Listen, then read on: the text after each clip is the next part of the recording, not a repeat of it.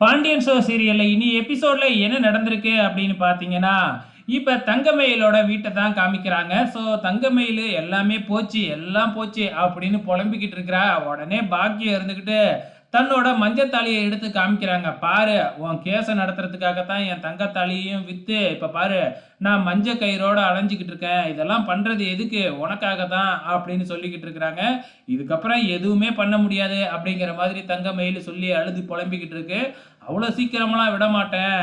Case இன்னும் நடந்துக்கிட்டு தானே இருக்கு அப்படின்னு சொல்லிட்டு, எதுக்காக வந்து பார்த்தீங்கன்னா, நகையெல்லாம் கேட்டிருக்கேன் அப்படின்னா, அந்த நகையெல்லாம் வாங்கி வித்து தான் வந்து பார்த்தீங்கன்னா, இந்த கேஸே நடத்தணும். அதுக்காக தான் அவங்ககிட்ட நகையெல்லாம் கேட்டிருக்கேன் அப்படின்னு சொல்றாங்க. அது மட்டும் இல்ல, அந்த நகை டூப்ளிகேட் நகைன்னு அவங்களுக்கு தெரியக்கூடாது அப்படின்னு வேறயா சொல்லிக்கிட்டு இருக்காங்க இல்லையா? ஸோ இந்த நகைய வச்சு என்ன பிரச்சனை பண்ண போறாங்க அப்படிங்கிறது தான் தெரியல பின்னாடி. ஸோ இது ஒரு பக்கம் நடந்துகிட்டு இருக்கப்ப, இந்த பக்கம் பழனி வந்து நம்ம கோமதி கிட்ட பேசிக்கிட்டு இருக்கான். "உன்னை எப்படியெல்லாம் திட்டிட்டேனேடா" அப்படின்னு கோமதி பழனி கிட்ட மன்னிப்பு கேட்டுக்கிட்டு இருக்கிறாங்க.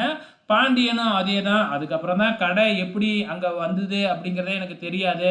என்கிட்ட சொல்லாம தான் அந்த இடத்துல கடைய போட்டாங்க" அப்படின்னு பழனி அப்பதான் சொல்றாப்ல. அத எல்லாமே இவங்க 2 பேரும் அமைதியா கேட்டுக்கிறாங்க. அதுக்கப்புறம் என்ன சமாதானம் ஆயிட்டாங்க. அப்படியே இங்க வந்து பார்த்தீங்கன்னா, நம்ம ராஜியோட வீட்ட தான் காமிக்கிறாங்க. இங்க எல்லாமே நம்ம அப்பத்தா பயங்கர சந்தோஷத்துல இருக்கிறாங்க.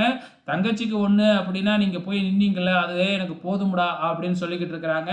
ஆமா, அவங்க எனக்கு எதிரி குடும்பம் தான். இருந்தாலும் தங்கச்சிய ஜெயிலுக்கு போலீஸ் புடிச்சுக்கிட்டு போம்போது நாங்க சும்மா இருப்போமா?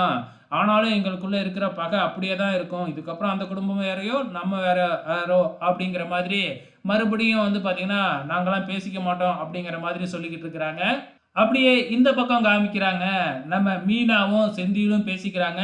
"எங்க அண்ணன் எந்த தப்புமே பண்ணவே இல்ல. பாவம் அப்ராணி. ஆனா என் அண்ணனுக்கு பாரு, எப்படி வந்து மாட்டியிருக்கு" அப்படின்னு சொல்லிட்டு, "அவங்க எப்படி இப்படியெல்லாம் கேஸ் போட முடியும்? அவங்கள சும்மா விடக்கூடாது. இதுக்கப்புறம் கேஸுன்னு நம்ம அலைஞ்சுகிட்டு இருக்கணுமே" அப்படின்னு சொல்லி ஃபீல் பண்ணிக்கிட்டு இருக்கிறாங்க. மீனாவும் "கவலைப்படாதீங்க, எல்லாம் சரியாயிடும்" அப்படின்னு அட்வைஸ் பண்ணிக்கிட்டு இருக்கிறாங்க. அப்கமிங்ல என்ன நடக்க போகுதுன்னு தான் தெரியல. பொறுத்திருந்து பார்க்கலாம்.